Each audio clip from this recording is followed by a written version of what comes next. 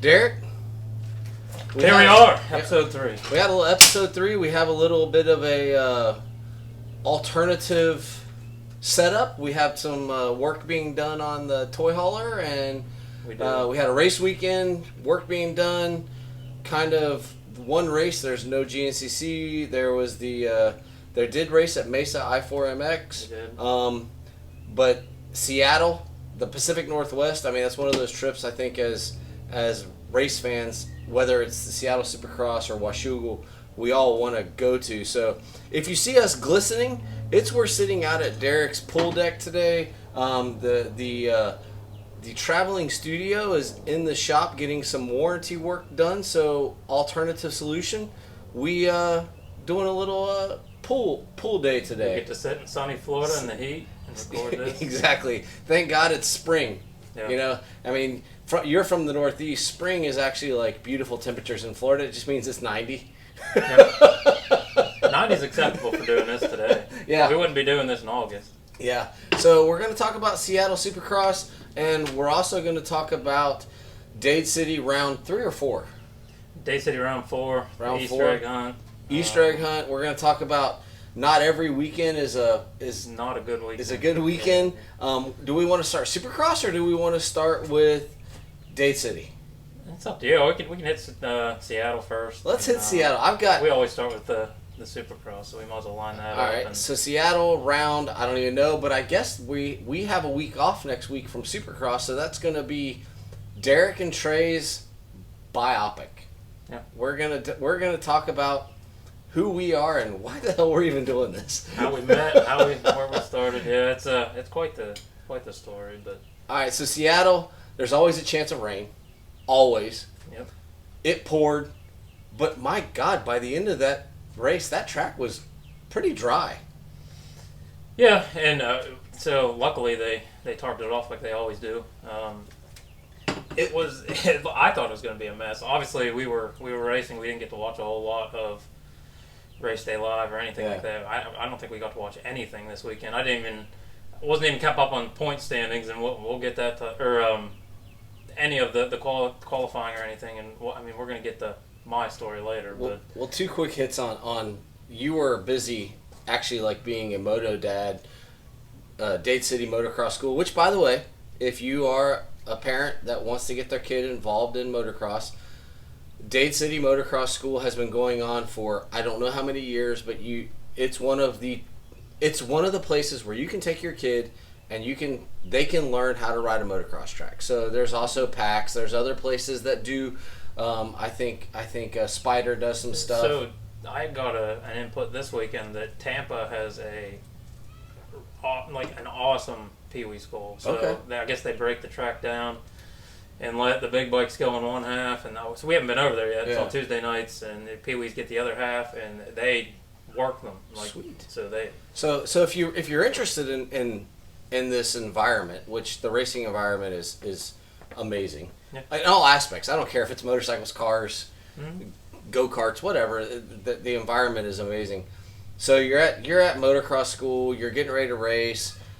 At least you're on motorcycles. I spent the day, great productive day, but I spent the day with my wife cleaning off property lines on our property. So I was also not watching Race Day Live, but there was no racing. Like, thank God the race didn't start till 10, so I could at least come back and see, like, I could catch up on Twitter, which, by the way, if you're a motocross fan, Twitter is the place to catch up on what's happening.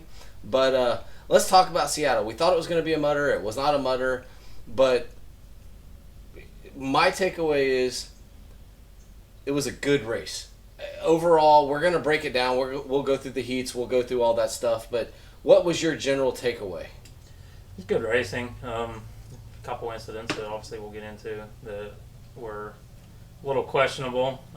Give it up to the Dartworks crew again. They did an awesome job on that track. I didn't expect it to turn out the way it did. The start gate was a mess at the beginning of it. And they did their job like they always do. The track broke down pretty gnarly there at the end of the race. It was getting pretty rough, hard pack, rough, and slippy, like they always do. But yeah, getting into the 250 heats, it was. I mean, that's where the action started right away. Yeah.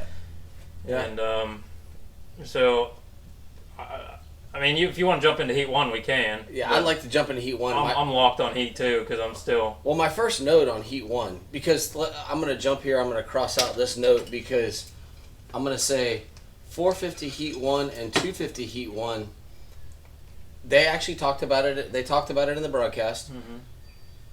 450 Heat 1 and 250 Heat 1 were both weaker heats. Correct. That being said, Yoder led that heat for minutes. Yeah. Why didn't they say his name? Like, they said his name until the last lap. I'm not sure. Hunter Yoder is an awesome rider. Yeah. My kids, I got 3 young boys, so we went through the whole Blippi series. If you've never heard of it, you don't want to hear of it. But Hunter Yoder was on one of those episodes, and the kid, when he used to ride a CRF 150 for Amsoil Honda, and the kid can rip. And last year when he made that little debut that he made, I mean, the kid was up. I think he was like top 5. I mean, I don't know why they didn't talk about him. Was he an OnlyFans guy? He's not an OnlyFans guy, is he? No, not that I know of. Okay, because I was just curious because I'm like, Michelle even said, she's like, why aren't they saying his name? But to come out and pull that whole shot like that kid was ripping. And lead, like for how many laps? Yeah. He did an awesome ride. I was happy to see that, to be honest with you. He's one of those young kids that I think's got a lot of talent. He's got a lot of future ahead of him, and that was probably a big boost of confidence. I think. Well, it has we're going to see more out of him here. I mean, riding on moon dirt, you don't know what to expect, and you come out and you bust the whole shot, and you lead for. I mean, he led for a good bit of that heat race. Yeah. Anything else that pops out for Heat 1 for you? Because I'm going to lead you in here. Anything else for Heat 1? Not really for Heat 1, because like I said, I'm so locked on Heat 2. Okay, so the only note I had, because I sit there with my phone, I take notes, and then I transfer, because I have to transfer them onto paper so that I actually make sense of them. The only thing I have is, I don't need a note because Derek's going to talk about the 250 Heat 2 drama. So, Derek, go. So let's start with Ricky Carmichael calling Jet Lawrence Hunter Lawrence the entire night. That went on, and I'm like, dude, it's good because for God's sakes, we've heard nothing but even when Hunter's winning, Hunter's winning, Jet's brother's leading the heat race. So it was a great change of pace. So yes, there's the first thing. Yes, I'm an avid Jet fan, like I've said in many weeks past. Just the way the kid rides a bike. Yeah. So. We get into it, and Cameron McAdoo out there, he was putting on a pretty good ride. Yeah. When the whole altercation come about, and I'm going to jump right into that because it's one of those things that everybody's going to be talking about. Everybody's already talking about. And Jet comes up, and when we get Cameron McAdoo right there beside him, that McAdoo got so excited, and he shouldn't have, because taking them both down like that was so unnecessary. That easily could have been avoided. There's no reason that he needed to push it like that. I don't know that if there was something going on, which I doubt it. I don't think. McAdoo wanted to win, and to take them both down like that, and then Jet had every reason to be absolutely pissed off the way he was, because, like I said, that was so uncalled for. They had to rebuild that entire bike after Heat 2, and before the main. I can go on about this just because it would irritate me as well. The same thing happened to me in Dade City pretty much on round 1 when I broke my ribs, and just the unnecessary. I don't even know the word that I want to use for it. It's just being so aggressive like that for absolutely no reason. Like, back down. If McAdoo would have backed down, I think that he could have got a chance up at the next 180, but. To take each other down like that, and you know that screwed them all up for the rest of the night. I mean, what was your take on it? Because you're not a motocross guy, you're not a supercross guy, you're not. No, I watch stuff from.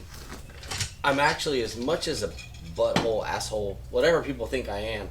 I literally watch stuff from, like, this perspective of stuff happens. Mm-hmm.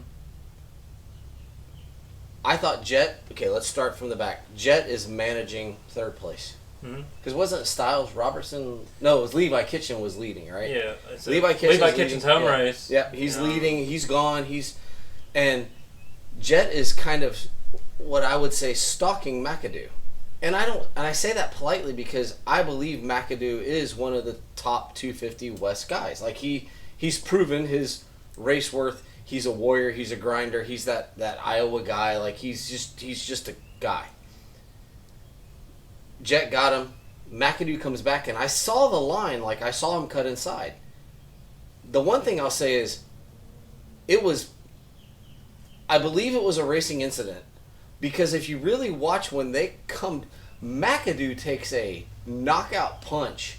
When they're going down, Jet's coming down, McAdoo takes a shot like an uppercut to the face coming down. He took a good one. I mean, and, when you get hit in the chin like that on any bar pad, that pad is absolutely useless. Yeah, it took that. There was a hit. My wife actually put it the best.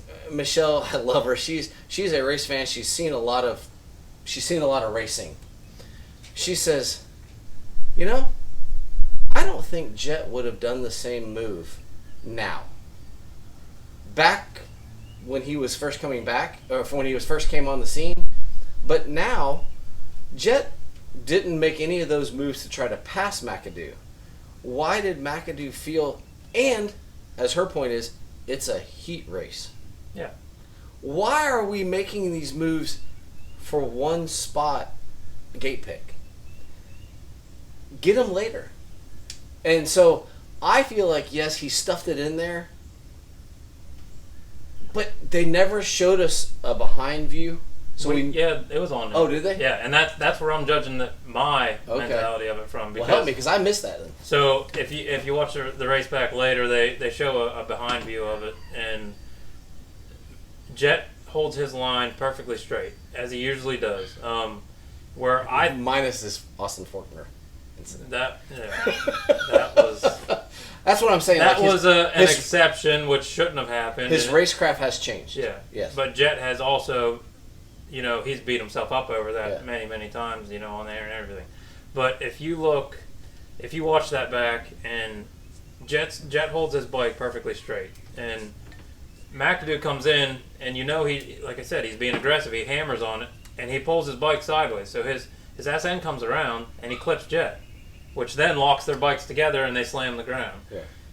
Had McAdoo drifted wide and or just backed off, like I'm saying, that wouldn't have happened. Like I said, he was just being too aggressive, and he pulls his bike just a little bit sideways, and that's what he knocked into Jet. Yeah. And from that front view, you couldn't see that. It looked like a racing incident, and not because it was Jet or nothing. When it happened in the view that we all got to see it at, it looked like a racing incident, and they locked bars. He just too close, which that happens. But when you get to watch it from the back view, like Ricky was saying, he's like, I wish we could see that from the back. And later on, they did show that, and you could see that McAdoo drifted right into him. So his bike just a little ass end kick, and that's all it took. It took them both out. So yeah, there was definitely rider error in my opinion on that one, because it shouldn't have happened. It was way too aggressive, I think, especially for a heat race. Look what you did for the rest of the night. Luckily, they were able to fix Jet's bike and get it straight again. But that's why I think Jet had every reason to be angry. Two things I want to talk about on that, because they both recover. Mm-hmm. One, how far ahead were they of the rest? Like the Heat 2 in both 450 and 250 was the stronger heat. Yeah, the stack. And they still came out, third and fourth? Yeah. How far ahead, when this incident occurred early on, how far ahead were they? They only lost one position each. And I want to touch on, because I try so hard, I try not to be a homer. My favorite rider is Eli Tomac, because he's just a blue-collar worker guy. I'm trying so hard not to buy into the Jet and Hunter hype, because they seem like, as much as they are these great racers, they really, as much as they enjoy the hype, they don't want the hype, they just want to race. They're as close to an Eli Tomac at this point. I may change my mind. I have on my notes, Jet's racecraft is phenomenal. Yeah. That move he made on Styles Robertson to Styles goes to the inside. Jet's like, okay, I'll go outside and I'll just cut underneath and I'm going to pass you like you were sitting still in the, as Daniel Blair said, the sand light. Watching his racecraft and then watching them come around that 90-degree right where there was ruts, and if you drifted out, they landed in the rut, and noticing Jet like, oh, okay, if I hold, and I don't know how to do this. I don't even know if you know how to do this on a consistent basis. I'm going to jump and I'm going to keep going. And I'm going to land in this nice fluffy area over here and move on. His racecraft. So he's pissed. He's got red mist. Oh, yeah. He's got red mist. And you've seen that right off. As soon as he got back up, Yeah. that bike was running way harder than it was before. Yeah. So I'd like to touch on that. So what do you think about his racecraft? Yes, there was this crash, but he's matured. To me, he's matured beyond those early crashing, trying to follow Dylan Ferrandis, crashing, trying to whatever happened with the accident with Forkner. So to me, his racecraft is it's just superior. Like to me, it's just superior. Oh, we know how I feel about Jet. I've talked about it before. I don't think anybody can move and or ride a bike like he does. Yeah. I mean, you got Tomac who can essentially do the same thing, but on a 250, we're gonna get to Tomac and his line selection, and we will. But the way that he can move a bike around is just so effortless. I mean, it doesn't even look like he's riding hard. Now, when he did go down to McAdoo there, you could tell that he was riding that bike, and he wasn't as smooth as he normally is. But when it comes to Jet Lawrence, I mean, like I said, I'll say it time and time again, and you're never going to change my mind that there's nobody that can ride as flawless as him. It's just pretty when he rides a bike. I mean, you get all these other guys, you can tell that they're working for it. Where Jet, it's just like I said, it's effortless. Everything is effortless with him, and everything is timed just so perfect. It's hard to come by that, and there's a reason that he's got a red plate on, and it's going to continue to stay that way because you can't get anybody. It's very few people that you get the cream of the crop like that, where it's so effortless and so smooth that it just comes. I guess it comes natural. I mean, he's worked his ass off for it, but. And let's talk real quick. I mean, we kind of glossed over it, but let's talk real quick. Congratulations, Levi Kitchen, home state. You get a heat win. Whatever was happening behind you, you still have to put in the laps. And that track was breaking down early on. They were talking about how, as well, I thought the track actually stayed together pretty well. But as quick as it started breaking down and getting the ruts, congratulations, you get a heat race. Bravo. That looks good for Star because, I mean, we all know Star's kind of going through a rebuilding year. But if we really look at it, they're not necessarily in the championship hunt, but they're still winning heats. They're still winning mains. They're up there, so their name's being talked about, so congratulations to Levi. Anything else on 250s? No, I did enjoy the Danger Boy Deegan tweet with the Jordan Smith tweet right under it, saying it was a little aggressive for the heat race. I thought that was amazing, and that's why I say if you follow motocross, go to Twitter, because how hilarious was that Deegan's asking a question and Jordan Smith, the two guys, and there was we always give props here to other sites. RacerX podcast did an interview with Jordan Smith, and he talked about like moving on from that this week and moving forward. And Jason Wygant, who's, although his personal life is shambles with the fact of his mechanic skills, he is one of the preeminent people, broadcasters, interviewers there are. And he got Jordan to talk about what happened and moving forward and the fact that both of them, because even though Jordan's approaching 30 and Deegan's approaching 20, they're racers, and they both had something to say about the incident, because let's dig on one another a little more. Yeah. And all we can wait for is East Rutherford. Yeah. Like, hey, what's going to happen when we get to New Jersey? So, 250's over, 450, heat one. Give it up to Christian Craig. I'm so happy to see that. What the hell was up with that gear, though? Was that Tron gear? What was up with the... I honestly, like I told you, I was so dog beat tired from racing this weekend that my skills or my analysis of this week is not going to be near as good as it normally is. But I honestly can't say that I even looked at his gear. I just happen to... I'm not a huge gear guy, but I just happen to pay attention. I'm like... Michelle and I'm like, is he wearing like spaceship. What is the deal with the gear? It was white, but it had like these black things and yellow things. Yeah. But dude, fantastic. Yes, it was the weaker heat, but he held off Plessinger. He's putting it together. I mean, he's been the first how many rounds he's just struggling, and week by week, even he said in his interview that I don't think a lot of people see it, but we're putting in the work. I mean, I see it. Yeah. Each week he's slowly progressing. He's getting up in the pack, and to give him that boost of confidence and to see him come out in that heat and win it was awesome. And holding off Plessinger, who was definitely ready to have a comeback. They train together every day. Yeah. And I like the fact that like my only note for 450 Heat 1 was Plessinger's.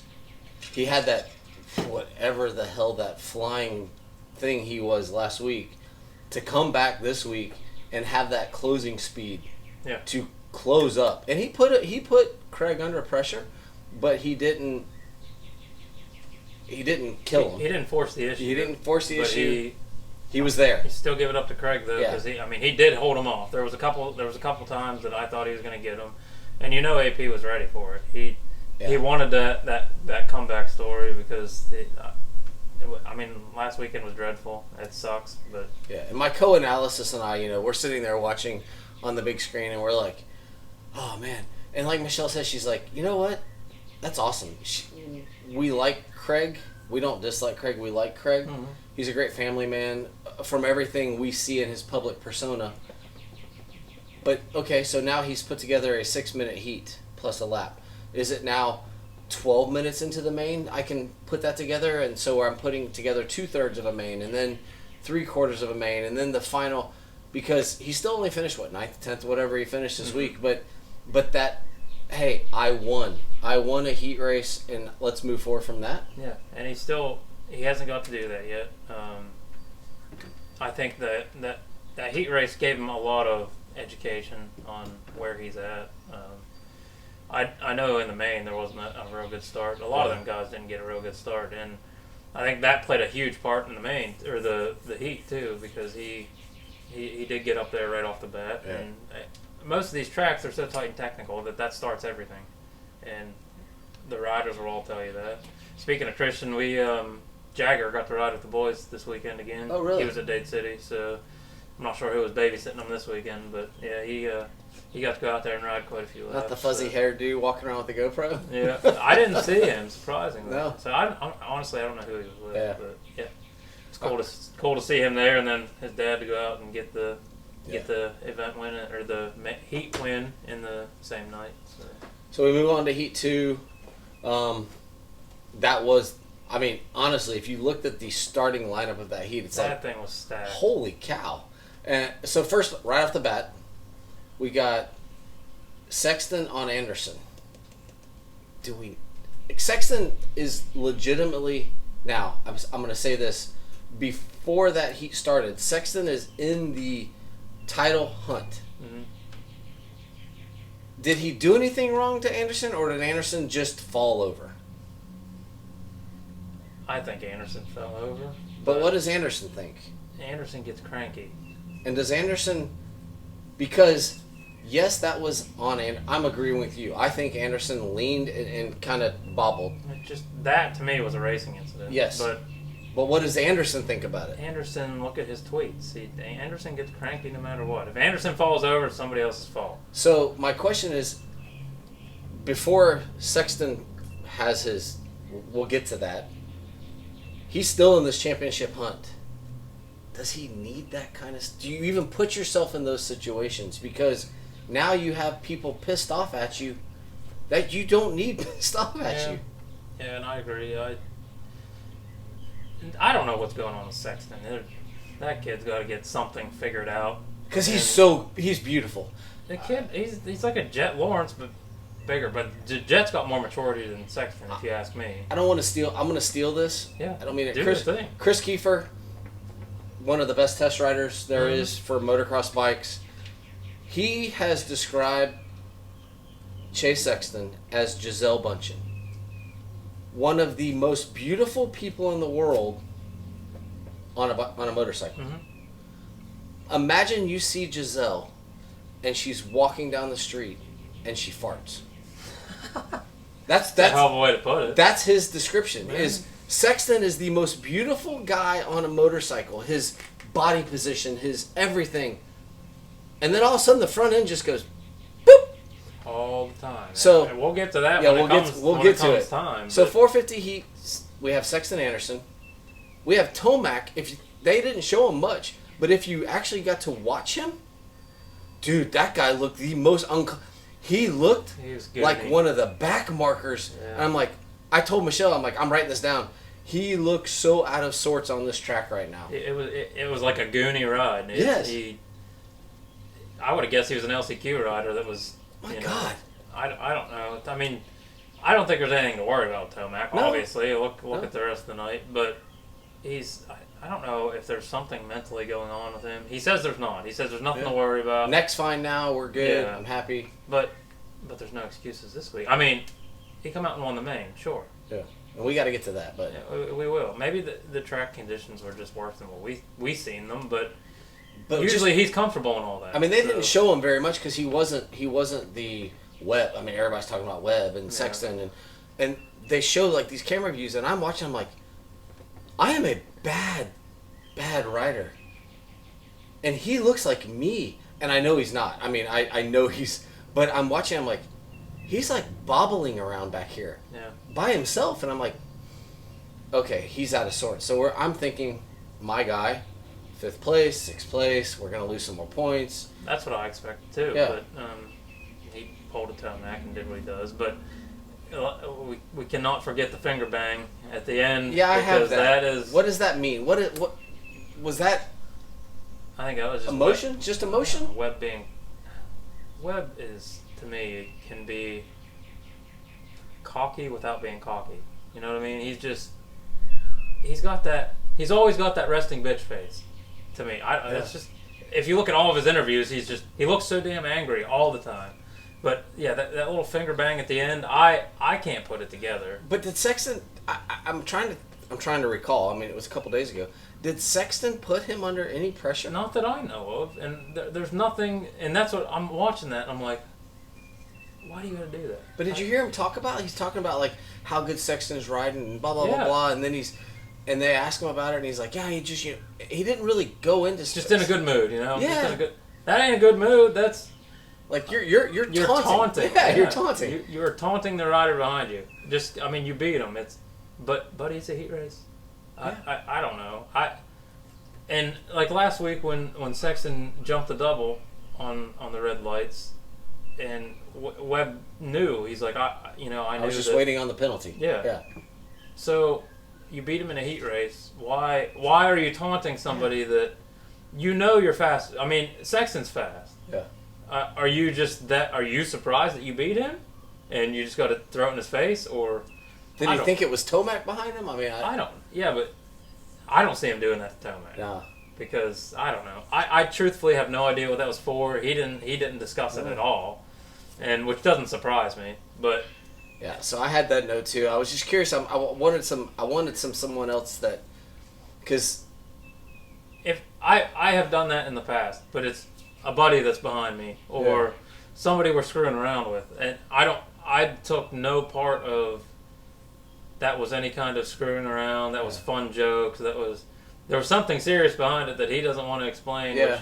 Which to me is a Webb personality, because he doesn't. Like I said, he's cocky without being cocky. He's just like, as I've stated. I think I may have said it. Like, he is the Rafael Nadal of pro supercross motocross. He's hard to like, but he's such a competitor. You can't help but appreciate his genius. Of competitiveness. He qualified 9th. Yeah, he qualified 9th. And I did see that. The qualification. Everybody's like, you're going to have to show us, boy. You know? Yeah. So he does. What you can actually do. And that's what he did. Maybe that was part of it. He wins the heat. He comes out. He has a great main. And it's like, I don't need to qualify. Maybe behind closed doors, Sexton was saying something about qualifying. And then told you, buddy. We don't know. So heats are over with. We move on. They're still working on the track. 250 LCQ. The only thing I have. Paul Latelli taking out Robin. Because I got that. I said, LCQs, they are so good. we forget how good these guys are. Mm-hmm. That track, Michelle and I are watching. I'm like, God, these guys look like they're going so slow. We forget how good they are. How fast they really are. How fast they really are. And yes, I have that note. Actually, I didn't have Paul. I said they don't care if it's their teammate. So dive into the Politelli. Yeah, I mean, that was... It's an LCQ. I didn't expect to see it. I seen them two riding together, and I'm like, well, I don't know if all bets are off at once. You know, I don't know what goes on with that team. What does the team say? Yeah. But I can't imagine that. I would like to see a camera in that truck when they got back, because if fists weren't flying, they sure were damn close to it. Jerry Robin, I mean, let's it's probably the closest he's come to. Like, the poor guy is a good rider, but he is, I don't want to say quitter, but he has had more problems being a professional racer than not. Politelli is a veteran, so is Robin, but to get taken out by your teammate when you were right there. And I know you didn't really watch closely, but how did you feel about the plum? I'm going to go with plum. I'm not going to go with purple. How did you feel about the plum and white gear? I did not. I did see their gear. I didn't dig it. It was easy to find them. Oh yeah. I mean, you knew on that team who was on that team, because 1, 2, 3, whatever they were there for a while. I mean, they were all three up front, which is honestly, for a privateer team like that, is awesome to see three riders. But to go out and be taking each other out like that. I get it's an LCQ, but why not work together and get the guy in front of you? Yeah. They all could have been in the main. I don't even know who won the great thing is for publicity side, I don't even remember who won the LCQ. No, like I told you, I said dog tired, but then I watched that and I'm like, for God's sake. But I mean, Michael Lieb of Canvas, and congratulations, you got some great publicity. Mm-hmm. That privateer team got some great publicity. Yeah. So, yes, they lost the guy. They showed video of the guy of Robin spinning, which, by the way, that was great bike control. Mm-hmm. Where is that when you're racing? Like that is amazing. That bike control of sliding the back in and continuing. That gets back to how good these guys actually are. Yes. Yeah, they're in the LCQ. They're dead last, or some of them just barely even make it into the night show, but they're still amazing riders. If we seen them out here at local Dade City or Spider, they're going to be absolutely tearing We'd want it their up. autograph. Yeah. I mean, those guys are hauling. It's easy to get caught up in those guys suck. They don't suck by any means. Yeah. Sure, they can't hit the whoops like Eli Tomac, but they're still out there just destroying it. Yeah. I know it's like I said, it's easy to get caught up in the hype. Not for us. I mean, we look at it at all aspects, but if you're not a rider, you're just a fan, or it's easy to say that. But that was exciting, and that is the argument Steve Mathis makes all the time when they do the what do they call Triple Crown races. That why don't we have those LCQs to start the broadcast, because they are always exciting. And not gonna lie, that 250 LCQ was exciting. Yeah. And I'm glad they showed them. And there was a time that they didn't show the LCQs, and I'm so glad that that's part of the broadcast package now. That's the best race. Yeah. And those guys are grinding it out. Those are the guys. You're a NASCAR fan.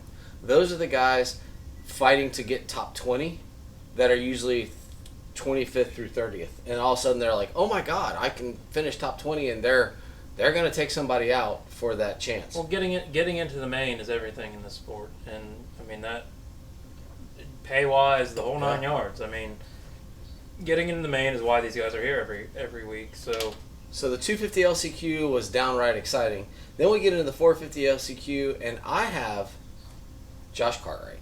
That's what I got. If you don't know the Josh Cartwright story, the dude went to college. And I'll gladly get into that. And for him to go down in the heat, which he shouldn't have. Oh my God, he's a good rider. That was a big crash too. That was a hard dig. It was a really hard dig over the bars, slammed his face. I mean, that was rough. But Cartwright has a full-time job. Yeah, he went to college at Florida State. Yeah, he trained at Goat Farm before it got sold to Star. Mm-hmm. Ricky knows him real well because he's just one of those kids. He wanted to pursue racing. Yeah, and he's an extremely good rider. He has a full-time job. Like, he works, and I actually listened to a podcast with him, and someone asked him, like, and that was one of my notes, does he ride better now because he feels less pressure? Because whether he makes the main or not, he's still getting paid. Yeah. Like he's not a salaried rider, but he has a salaried job. Mm-hmm. And I'm just curious because I'm of the opinion he's riding better than he ever has. Yeah, I mean, he's doing great, and it is awesome that his employer, his full-time employer, Yes. lets him do it still because they give him time off to go to all the races, and he's at every race. Yeah. Without a doubt. He wouldn't have to work. I can't imagine. I mean, the kid is talented, and I guess he's not even a kid anymore. But I say that coming from me. Yeah. But yeah, he's a really talented rider. I couldn't imagine working full time and being at that level of racing all the time. Like all these top guys that's their full time job. You know, you're eating, you're at the gym, you're riding. It's a non-stop job. Like, they don't get a day off. And he's in computer stuff, so, like, he's literally... I've heard stories of him being at the race, answering questions while he's at the race, like, doing IT stuff. Yeah. Really, the 450 LCQ, the only question I have is, are we that stacked right now? Should I be expecting more from Carnow, or are we getting from Carnow what we should be getting from Carnow? I think Carnow's right where he's always been. Carnow had this big hype with the OnlyFans, and he's a good rider, but he's still right where he's always been. I mean, he gets his mains every once in a great while, and I've never seen anything. I think when that OnlyFans thing came along, and he got his title sponsor and all that, there was just this big hype around him, and his story's pretty cool. I mean, the guy shows up in a van every week. He drives by himself. Yeah. He does this on his own. I mean, yeah, he's got sponsors and all that, but he's still doing it on his own. Yeah. So, his story's cool. It was awesome for him to get that sponsor. Obviously, I'd want to be in those pictures too that he was in. Yeah. You know, standing up naked girls, and that's all what it's all about. And they're sending people to races, and they're doing. Yeah, but they're buying in. And OnlyFans is getting more into it. I don't care what people think about it. Any sponsor in the sport is. Hats off to them, because whether you guys are getting in the mains or not, it's still awesome that I know it's marketing for them, but it's still, without sponsors, it's hard. It's a very hard sport, and we'll get into that on the amateur side of it here later. Let's take a break just for a moment. Yeah. OnlyFans, to all my friends, OnlyFans is not a porn site. And it's not all about what people are making it about. There are chefs who prepare meals Yeah. on OnlyFans. There are athletes who talk about training. There are accountants who talk about accounting. It is a place where you can go and you can subscribe to people's input. So, for instance, if you are a self-improvement person and you like Tony Robbins, not that Tony Robbins is on OnlyFans, but you might find somebody you like on OnlyFans who is going to help you become better in life. Yes, there is a lot of porn on OnlyFans. That's not what it's all about, and I think that's what they're trying to show people. Yeah, and it's not now with the whole Carnow thing. They kind of totally, totally grew puts out it of in that. the other direction. Yeah, but it's still a cool experience for him. Like I said, he's a good rider. Yeah, and let's also look at his bike. He goes out there, stock exhaust. That. He bought that bike off the showroom floor because his sponsor dropped him, and OnlyFans came about, and he went. Enough people gave him enough money that he was able to go buy a bike and keep racing, and it's a cool story. And if you haven't looked up Logan Carnow, go ahead and look him. Look him up. It's what he does is awesome. But getting back to the OnlyFans, it's that was designed for people to show off skills and. No matter your skills. Yeah. if you want to consider the rest of its skills, Yeah. I mean, I can get naked too. I ain't gonna make no money. I mean, people are gonna be maybe paying me to stop. Do you have pretty feet? No, I doubt it.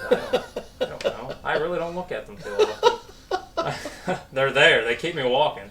So, but yeah, Logan Carnow is wwhere he should be. Okay. I think. Okay. He's doing what he does. That was my curiosity, because he had tweeted about, oh, come on, Cole Celiac, I'm a back end Manicross It's guy. cool to see Cole Seeley though. And then all of a sudden, lo and behold, Cole Seeley gets in, Carnow's fifth in the LCQ, and it's like it played out almost perfectly. Yeah.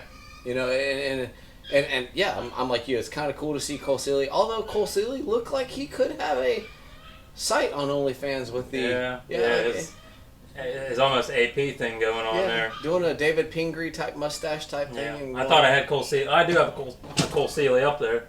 I would like signed and autographed right there on the old TLD. I would like to know, like, speaking of Cole Seeley, I'd like to know, did Troy Lee Designs, was there a reason that all of their riders had yellow gloves on this weekend? I don't know. I don't know why they do some of the things that they do. Yeah, I was just curious because I noticed that Barsha had him on.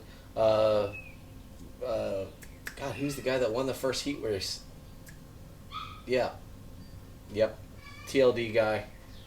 You're 250 guy. Asking the wrong guy today. Cole Seeley had on yellow gloves. Like, they all had on yellow gloves, and I'm like, okay, is this because of the Seattle thing? Like, I didn't know what it meant. But Troy Lee's always done the separation. Yeah. You know, they do something to separate themselves. Barsha's helmet's always awesome. His gear's usually pretty cool. All right.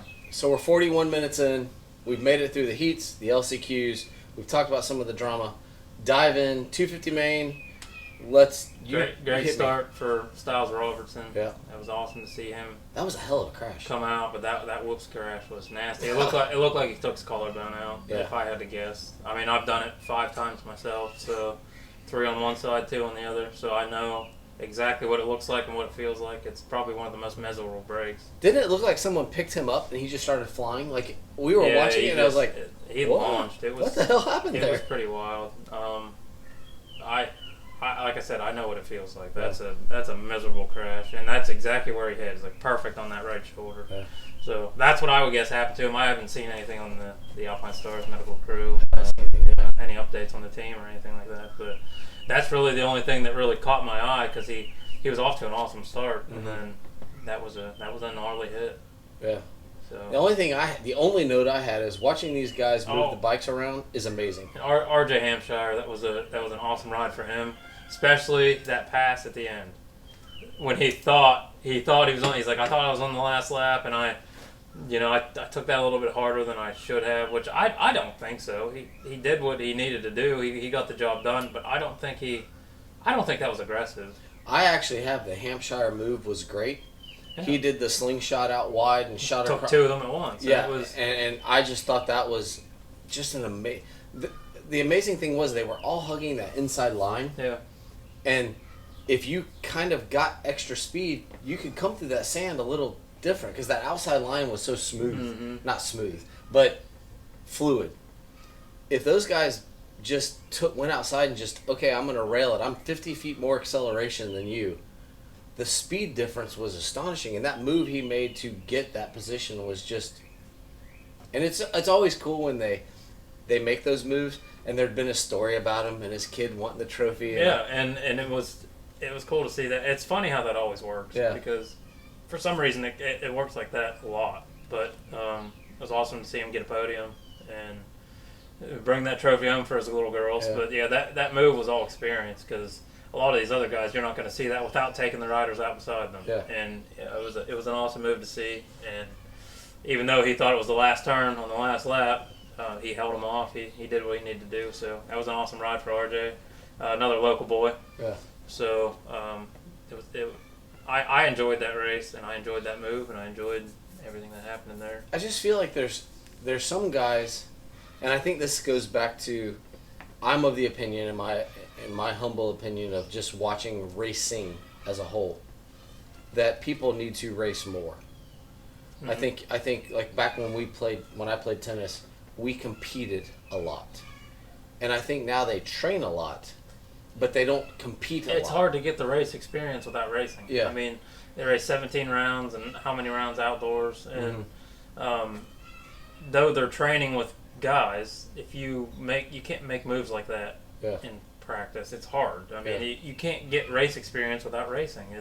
So yeah, I totally agree with that. And the less you race, I can go out and practice all day and look like a pro rider, but then you can come to race day, things are totally different. It's the atmosphere is different, the nerves are different, the everything is totally different. And I agree, they should be out, even if they can catch some pro mod classes somewhere or even at the local track, it's still race experience. But a lot of these teams don't let any of that happen. But yeah, that's a statement I can get behind. The race was good. The race was fine. There were some good rides by lots of riders.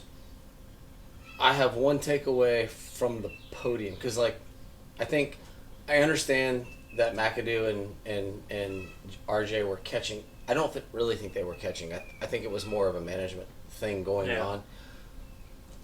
I actually jumped forward to the podium, and they interviewed Jet. That was his moment because he didn't get interviewed in the heat race because he didn't win. Yeah. He gets first, extends his points lead.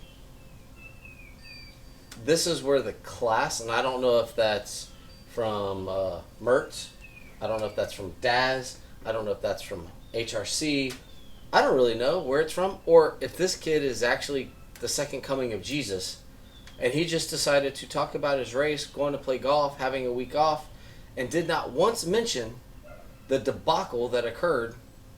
Yeah, it was never brought up. I mean, the media obviously showed it when he was all angry. And by the way, he needs a haircut. Yeah.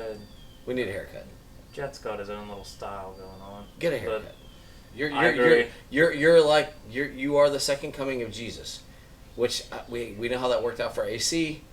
So let's not go that route, but get a haircut. You are, excuse the French, you are the shit right now. Yeah. Make it look that way. But yeah, he did. I'm more impressed with that maturity from a teenager. Did not say one word because I think you and I, I'm 50 and you're 30. I think you would be like, I just took that sign down today. I'll kill that guy. I can't believe. See what happens when you put me in.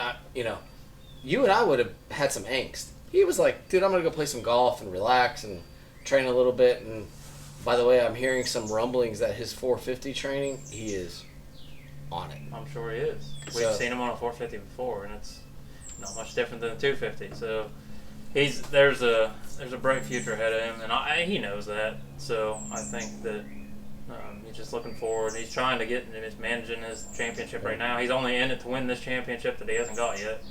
So once that's over with, he's on to the 450s, and I think he knows a lot of these other guys are still going to be on the 250. So it's just past history at this point. So.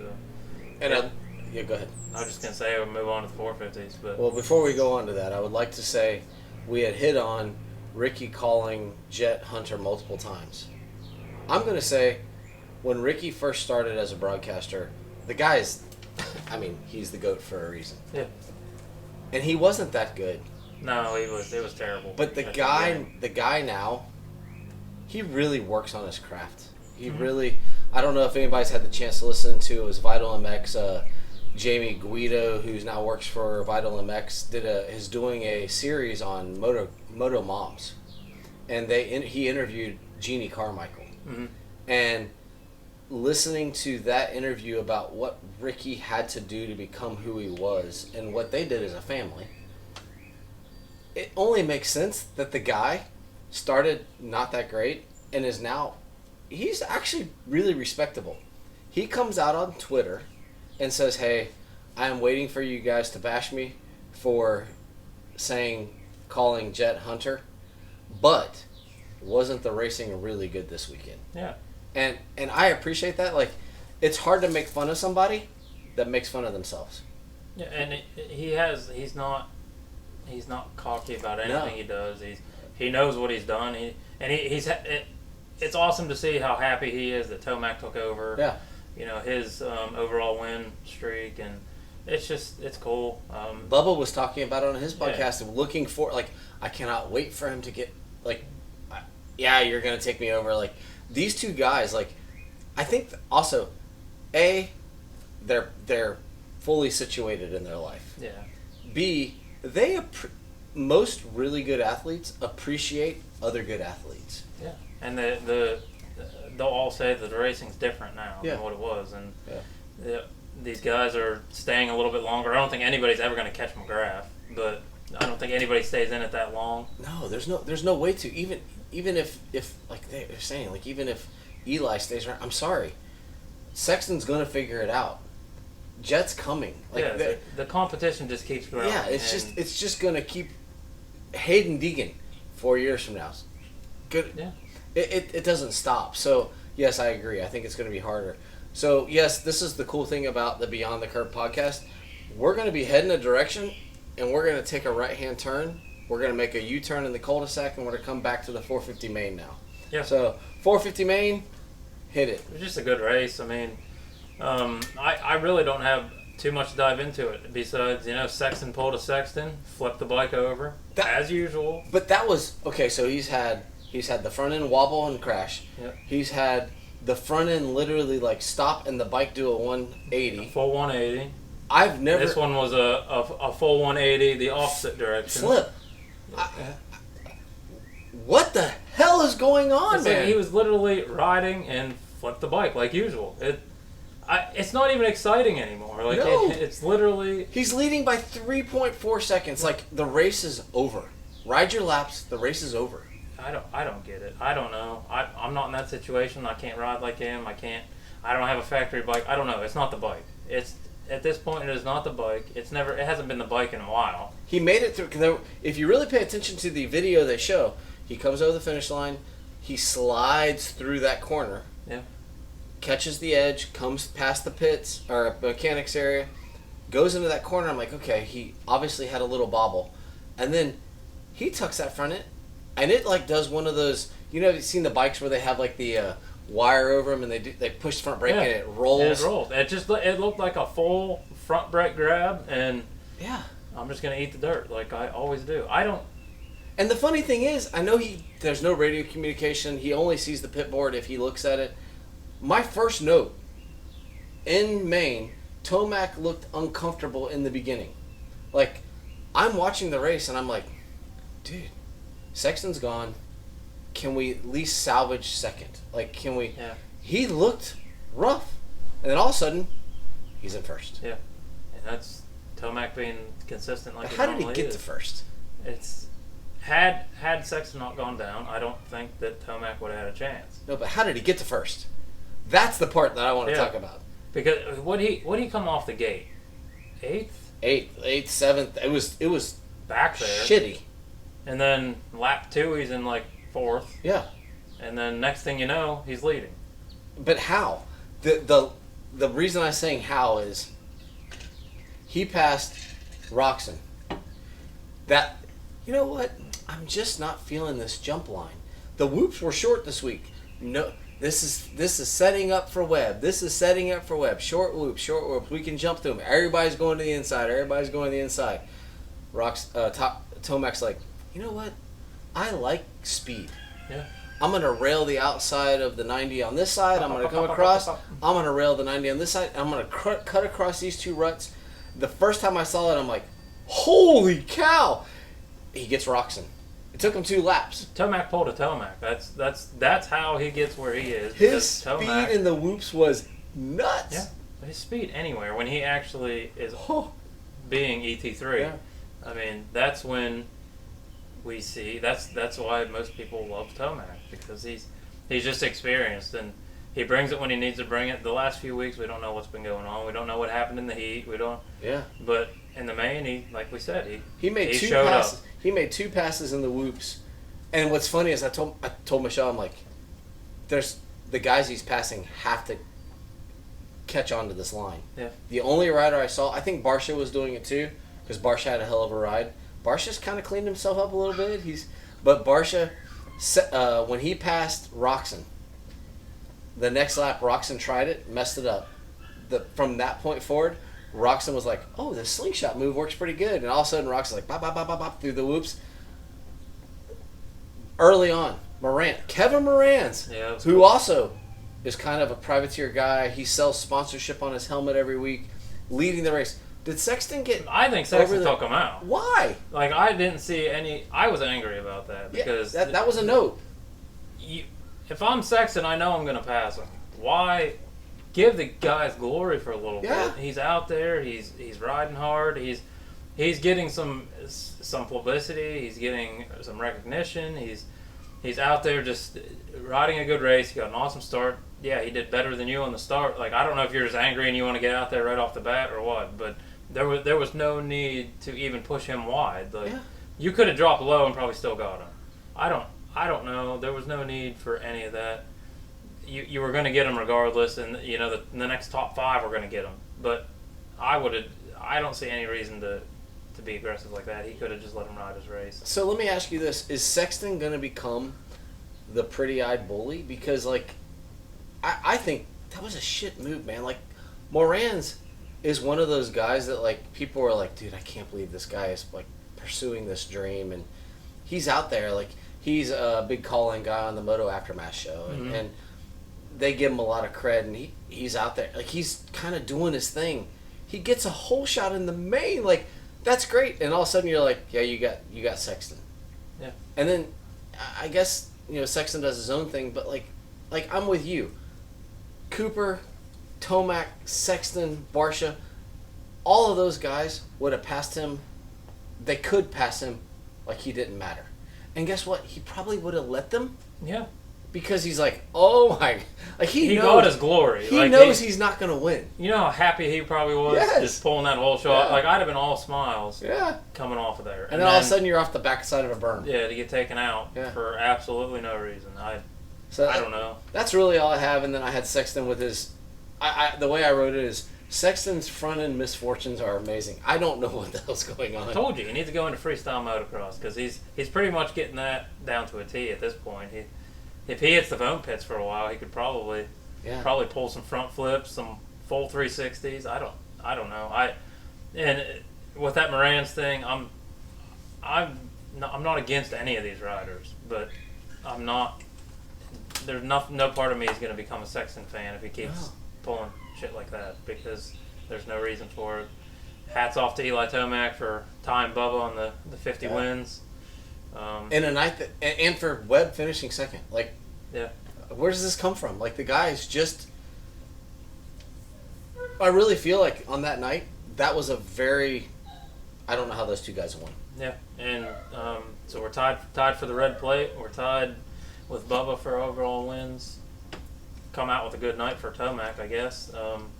Pretty good racing overall. Well, I guess we'll see. We'll get our week off and see what comes next. We're Phoenix Triple Crown next. Yeah, and what is your feeling on Triple Crowns?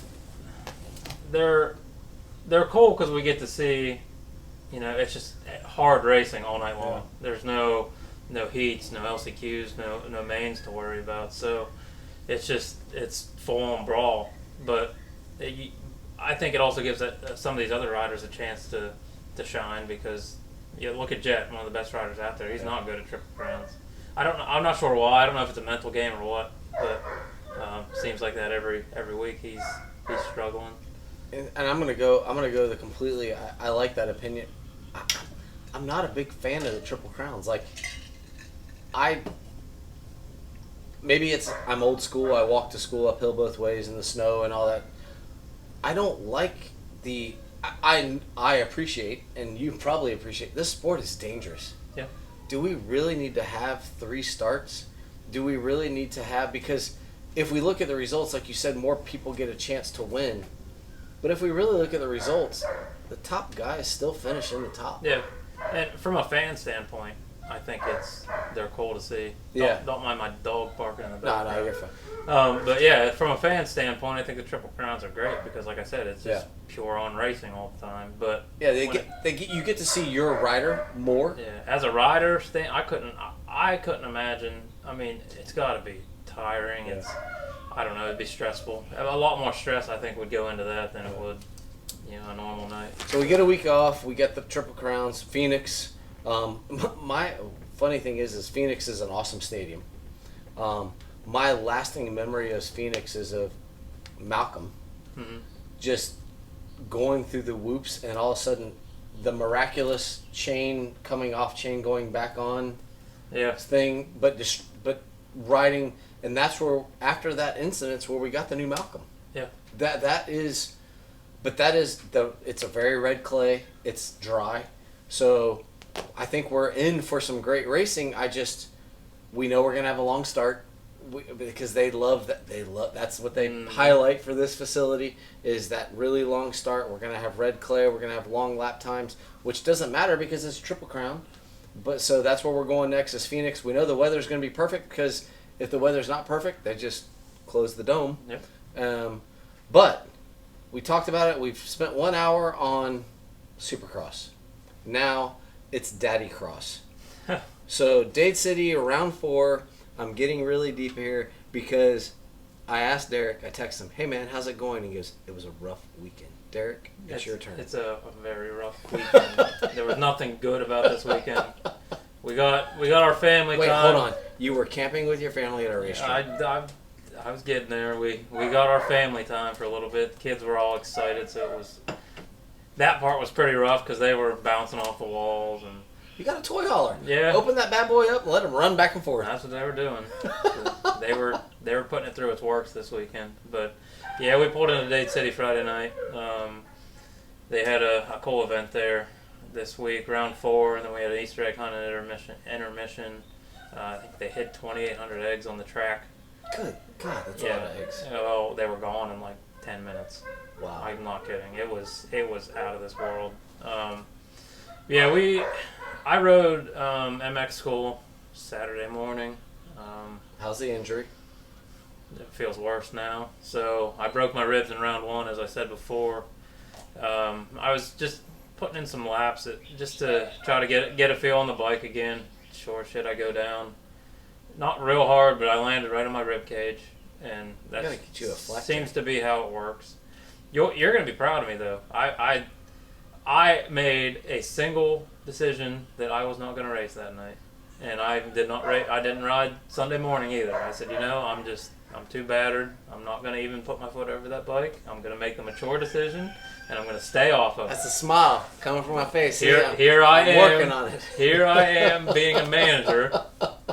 So, yeah, it wasn't bad. It was hot. I mean, MX school was hot that morning. I put in a few laps. I'd go and get a drink and take a breather, but the track was pretty loose. They ran it backwards from last week. Same track but backwards. I thought last week it looked awesome. It looked fun to ride. This week I don't know, just because I just wasn't feeling it. I did not feel riding at all. I think I made it 3/4 of the way through MX school and I hurt. But don't you think that's what makes the series so good is because they're always changing. They make changes all the time, so you never get comfortable with what they are offering because they want you never know. Yeah. And my wife, she's like, well, why did they do that? Like, that drives me crazy. I'm like, I'm glad that they do that because our little boy on a PW50 is learning racecraft at that point because it's never the same. He's never going to be comfortable. Last week we put a 4th overall out of 12 riders or whatever. We did well. This week we pulled last overall. Like when you text me, we had a rough night. He went out. I think it was Moto 1. I don't think it was practice. I can't remember. I'm so confuzzled at this point. But we went down on the face of a jump and broke his throttle cable, and the bike got stuck wide open. Anybody in those PW50s? I'm not a PW50. I'm not knowledgeable in the PW50s. We didn't do that when I was younger. I started on a 65 and I started racing an 85 right away. We were on the big bikes right off the bat. So the PW50 world is all new to me starting this year. So we need to get you in contact with Tony Alessi and Malcolm and James Stewart. Pretty much at this point. Because I understand Tony still has he can break down a PW50 for you if you want it. They're so basic. I mean, it's pushing 50-year-old technology at this point. They're still the same. So anyway, we pulled the bike out between Moto 1 and Moto 2. I stripped the bike down. We put new throttle cable on it. We stripped the carb. We stripped the throttle tube. We had mechanics working on it. We tried everything. We went out. The bike was running perfect. We got it running to on point. So he did make one pass. A kid went down in Moto 1, so he got 11th out of 12. Which wasn't bad because he literally sat for I don't know how long with that bike wide open, and I did what I could do on the track, and we got it running. We went into Moto 2, and he was going around a turn, and he was staring back at me because you can have 5. They allow 5 parents in the Pee-wee Pee Wee division on the track. Any other time, there's nobody else can be out there. So he was looking at me, and I could hear that bike just pop, pop, pop, pop, and I'm like, damn it. So I run over there, and I'm very fortunate that he had a friend in round one who hit a truck wide open on a PW50. Same incident, hit the side of an F250 wide open. And like I said, everybody knows PW50s. These things are notorious for any little bit of friction will cause these things to stick wide open. And luckily, this was her race back. But from that experience, I sat down with him and I told him that if anything ever happens like that, you need to shut that bike down, or we need to hit the brakes. He hit both brakes as tight as he could, squeezing them things. And a proud Moto Dad moment on that one. And all 3 times that this happened this weekend, he pulled the brakes every time. The scariest one, I would say, was the third time that it happened was they let the 250s go. So a lot of these races, though, they're running behind. They're running behind because of the Easter egg hunt, and they're right downtown Dade City. Yeah. So they try to limit the noise as much as possible. They already let the 250s go, or I think it was the 250s. Doesn't matter what it was. Big bikes. And he was on just coming up to the face of the finish line, and I watched him rip back, and I knew that bike was wide open again, and he squeezed it, and those bikes are literally half a track behind him, and they're coming quick, and he's wide open squeezing the brakes, and I'm still half a track running to get to him. So we run up, I get him off the track, everybody's screaming, get him off. I'm like, this bike is wide open, like there's nothing we can do. So we had some help, we got off. But yeah, it was a terrible weekend. And we said that at the beginning. Not all weekends are going to be good. Yeah. It sucks. He had friends there from school. He's the motocross kid. We had friends there from school. We had other friends. We had our neighbors there. So what was going to be a good weekend was not such a good weekend. But we got a weekend away and in the toy hauler and a full weekend at Dade City. We left from Dade City and went to Spider MX, put some laps in on another person's PW. So we borrowed a PW for the weekend, and we rode it. And so the moral of the story is they're not all a good weekend. There's going to be bad weekends. So anybody that's just starting this, it's hard on me because I'm the one that's supposed to keep that bike running, and I failed this weekend. But it happens. There's nothing we can do about it. But hopefully. I think our next round is sometime in April, so we'll get them back running. I think what we're going to do is buy a Loretta Lynn's National Prep bike. We're just going to go that route, so he has room to excel, and he can grow into the bike instead of the bike growing into him, and we'll see where it goes from here. Well, since you talked about it's your responsibility to keep your bike running. I don't have a kid anymore. That's on motorcycles. Mine's on horses, and most of the time she's riding other people's. But I have my own racing, and I'm so fortunate that I have people in my corner who support me, and you being one, and my buddy Jason Crowley, who is the whole reason I'm doing this off-road stuff. Mm-hmm. And he got a little frustrated with me because I hadn't ordered. I need a new chain and sprocket. I got lucky, as I described the last race, of my master clip came off my master link. You asked me if I had one. Yeah. Yep. And I finally, we're on a little bit of a break. There was potential we were going to race this weekend, but we had kind of decided we weren't going to. And just because I didn't need to, I hadn't ordered the parts yet. And so I ordered the parts, and he's one of those people, and like for you, it's emotional for you because you're the dad. Yep. And for me, I'm the rider, but I have someone that helps me with my mechanical stuff. And to let that person down, I kind of feel what Bowen feels is like, wait, my dad's doing this for me. And I have to say, like, Jason does a lot for me. So like the fact that I let him down oh man, I'm sorry, I just haven't had time to. All I had to do was get on Rocky Mountain ATV and order it, and I just hadn't. And it's one of those things, like, I understand it from both sides, because it's like when things like when Brianna would break apart for the horses, yes, they break parts on not so much the horse but the saddles or the bid or whatever, and we just had to get stuff in, and I'm at a point now. It's like, dude, I'll get it. We're weeks away. I'll get it in. But the point is sometimes the people that you're working with, they don't have those weeks. Like right now, you may be on a soft week, but you may be super busy. So that shit's got to get done when you have the time to get it done. And I don't think about it that way because most of the time I'm not the one that has to do the work. I have someone that helps me do that.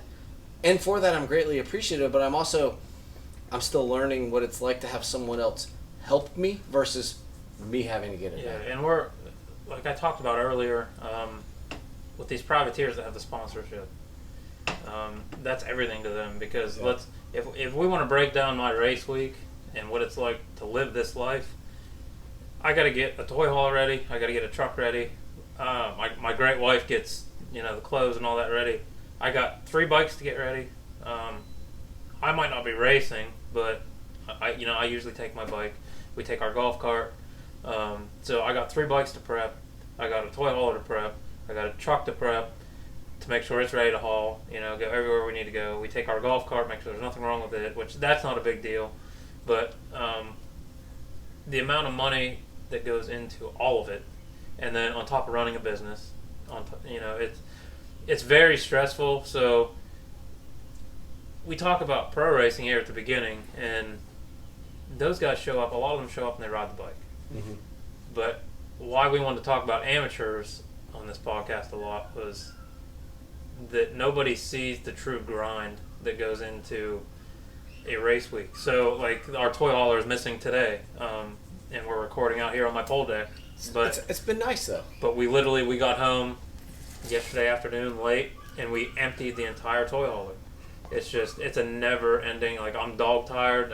That's why my race analysis wasn't great this week. We had so much going on. So on top of problems, I get all the bikes prepped all week long, and then I get to a track and I'm rebuilding bikes at the track because they're not running right. We run into issues, and it's a never ending battle. It's tiring, but it's the greatest sport in the world. It's very time consuming. It's very expensive.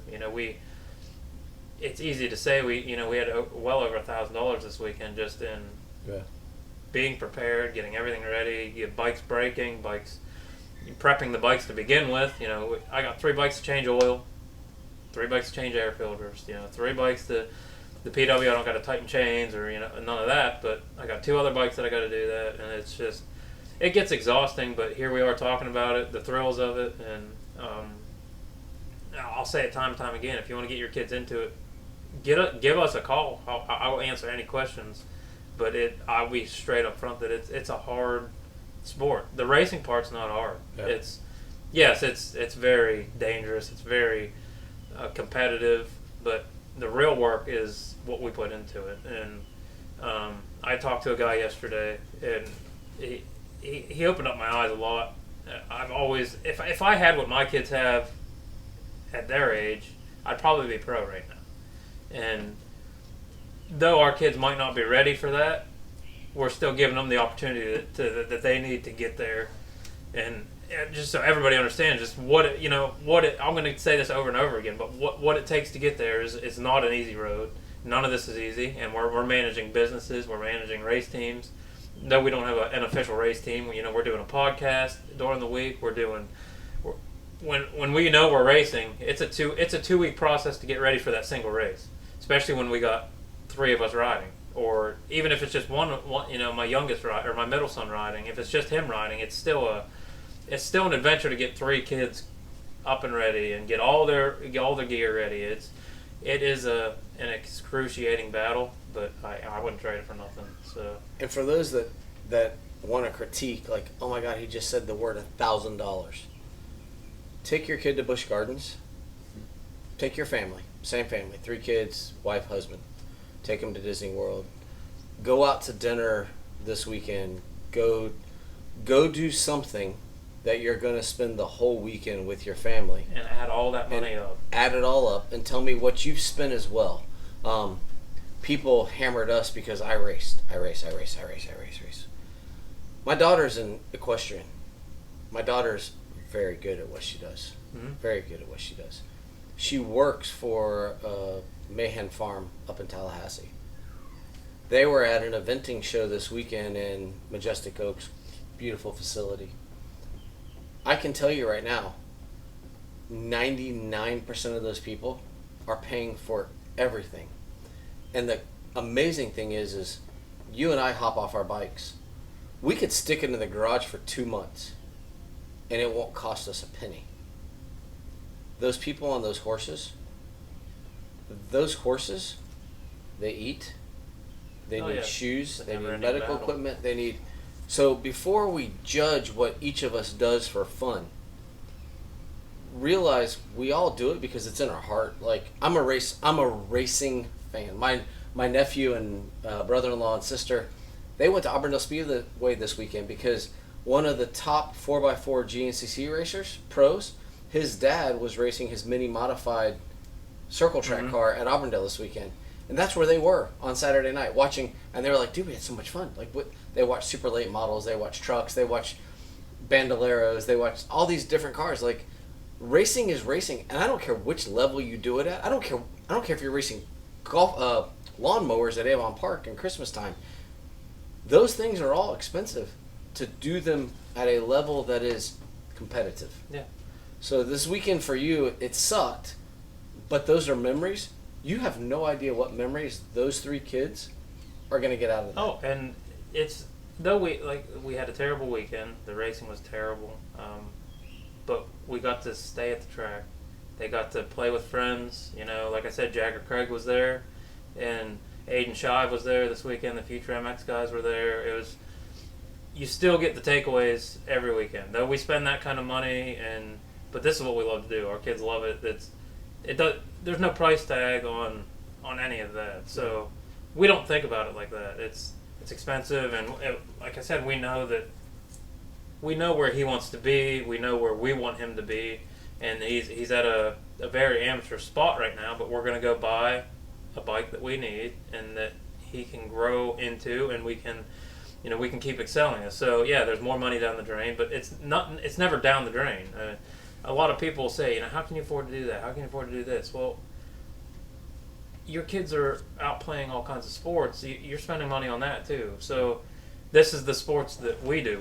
We don't do team sports. We race, and there's a lot of backlash, I guess you want to say, from what we do, and why do you put your kids through that? And it's what they love. This is what they want to do. And if that's what it costs us a weekend, that's what it costs us. It doesn't matter. Like you said, the memories are what's there. And we had a blast at the track. It's awesome to see all the toy haulers pull in, and you become friends with all of them. And it might not be the same people you see every weekend, but your neighbors beside you at the track are going to become your friends by the end of the weekend, more than likely. You're going to at least have some kind of conversation with them. And you're always going to get tidbits of information, whether you're giving it to them or they're giving it to you. It's always a good weekend. It's always a good experience, and we'll never pull out of it by any means. It's in our blood, and I think next week we'll probably talk about that a little bit. How I think we're going to dive deep. How it all comes into it, and our feelings on all this stuff, and. I mean, we're kind of getting into it a little bit right now, but it's not the point of it.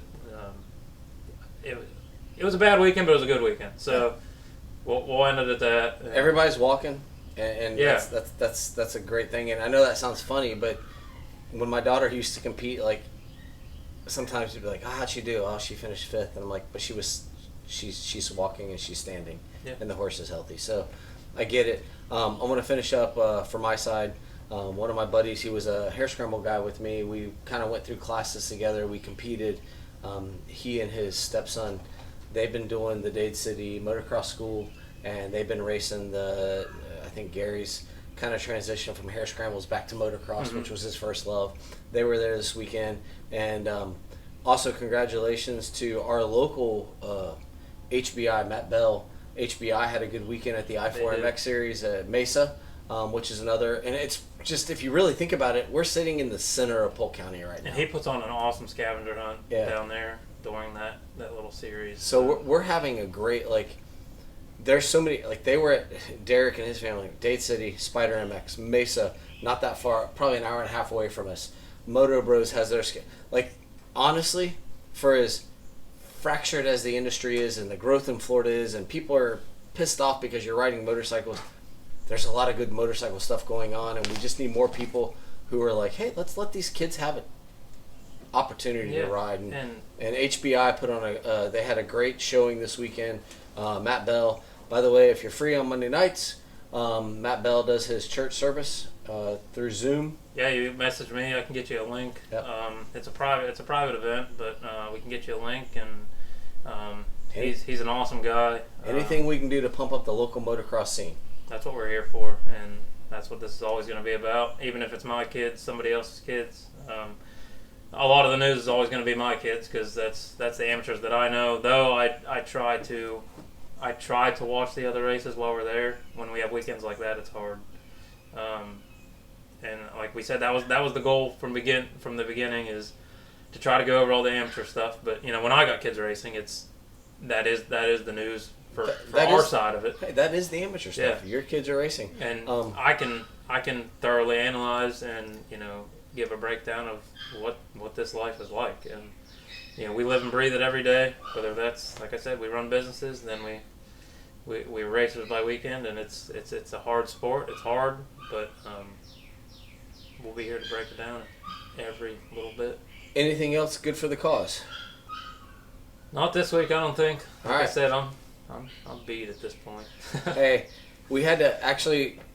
I don't know when exactly this will come out. It all depends on our producer, our super producer Michelle, getting this out. I'm going to my I call him my fake future son-in-law.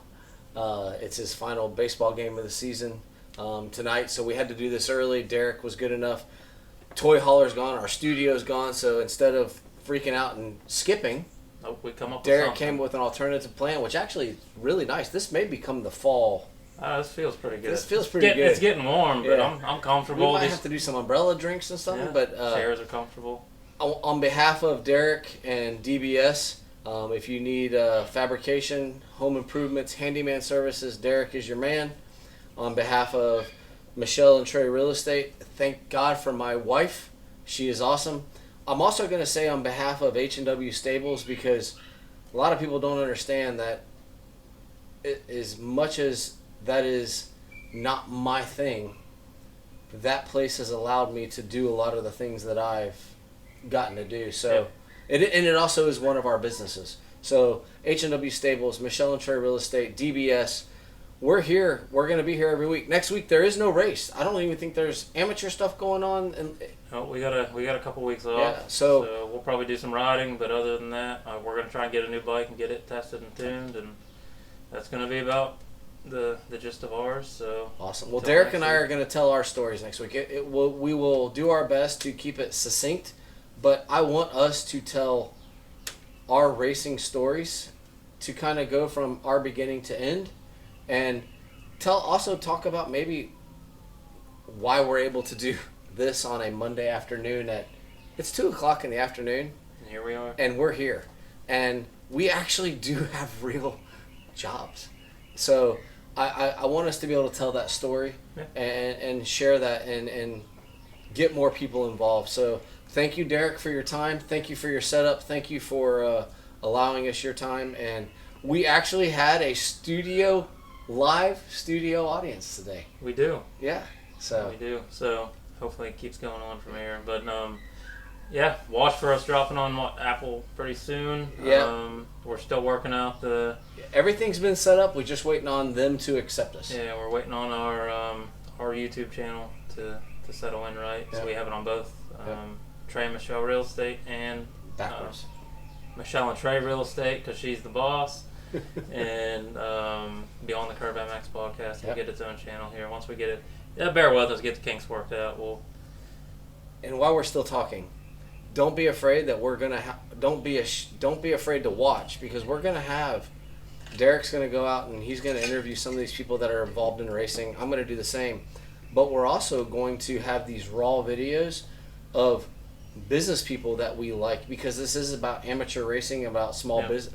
We're going to talk about other things, and that's going to also be on our channel, and we're gonna branch off. So those are the fun parts that I'm looking forward to as well. Is like we may have a raw video of Derac sitting in the Dade City pits one day talking with some dude, and I'm looking forward to that. There's a lot of business in the racing world. Yeah.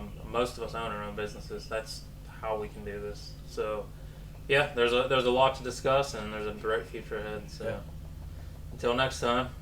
Derac, it's a good time. Thank you, sir. Definitely.